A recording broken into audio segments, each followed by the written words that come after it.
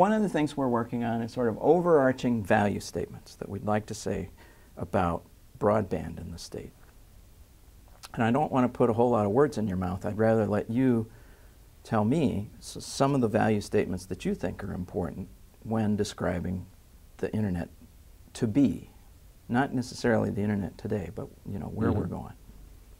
So, well, let's look at this for a minute. The history of internet has generally tended towards increased capacity at the edges and in the core of the network, and that increased capacity has allowed for new kinds of applications, and it certainly has allowed for things like voice telephony and video and conferencing and game playing with people interacting with each other, and collaboration where both voice and video and shared documents are part of the mix of those applications. So broadband has enabled a number of things that a lower speed network just wouldn't have supported very well. And of course all the older applications continue to work very well and even better in a broadband environment. I'm not going to tell you, however, that simply investing in broadband internet somehow will transform the economy and it's like sprinkling pixie dust all over everything. There is no guarantee there, but it is an enabler, and you cannot deny that. But whether or not it will enable all the things that people want, I think is a reasonable question.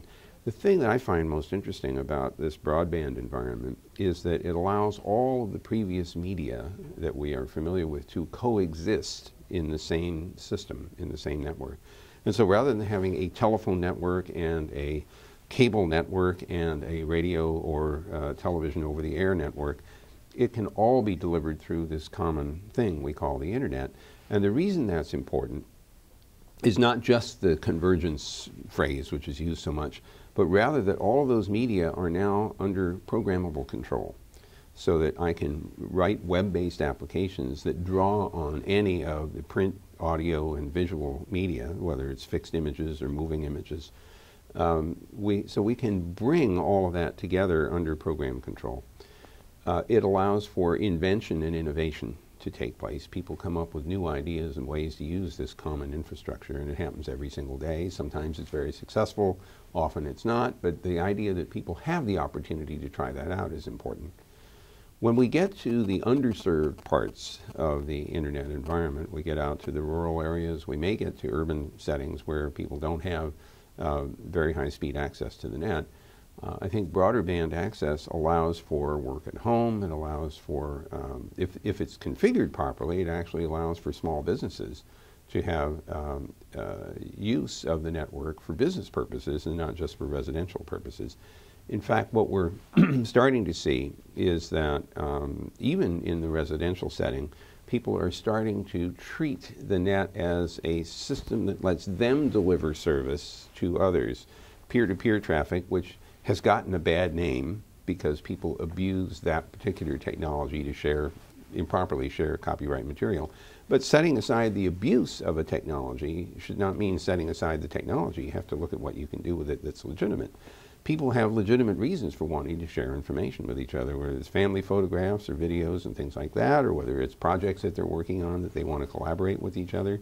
If it's a small business that you want to run that might be information related and you want the server to be running at home because that's convenient for you, a symmetric broadband service should be able to support that.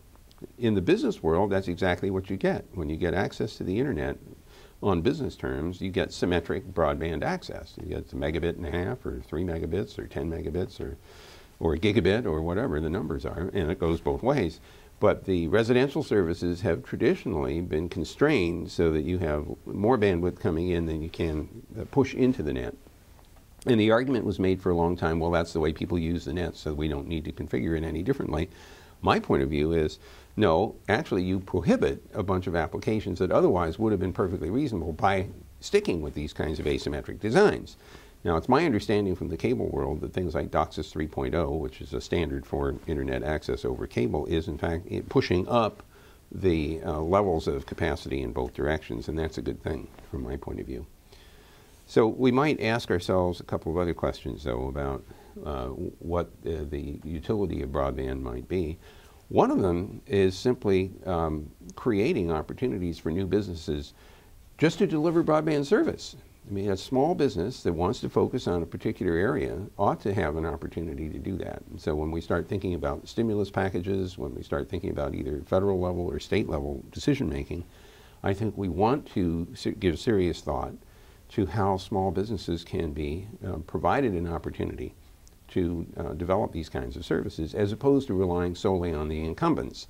And it's not because I have some animus about the incumbents, but I would observe two things. First, the incumbents have not rushed to provide service where there isn't any, and they have not competed much with each other to provide service where there isn't any. They haven't even competed much with each other for places where there already is some service.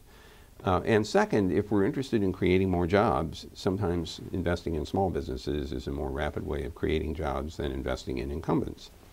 So, you know, not being an economist, I can't argue that my advice here is necessarily sound, but it's an opinion. Here's another issue. There isn't a lot of competition right now between broadband providers. I don't have the 2008 statistics from the FCC. I can only quote what I believe to be the 2007 statistics, which said roughly that in that time period, 60% of the American population had a choice of two broadband providers. They weren't the same two, but they had typically a cable company and a telco offering DSL, or in the case of Verizon, an optical service. 30% of the country had a choice of one.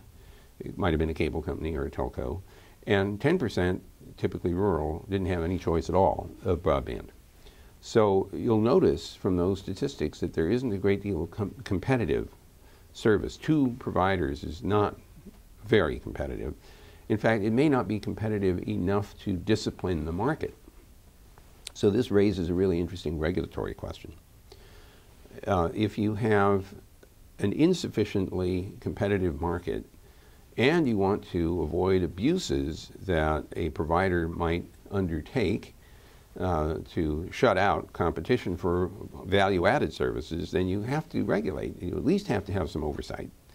Now, some of the broadband providers argued when there was a threat of legislation at the federal level called net neutrality, they argued, well, we don't really need that. We're all going to be good people. We won't interfere with anyone's competitive services. Yes, I know I'm a cable company. I provide video for other people, and I could potentially interfere with the other people who want to provide video through my access lines to my customer base.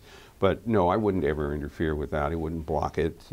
And then after the threat of this legislation dissipated, a number of abuses emerged into visibility, discovered by various engineers saying, gee, that's funny.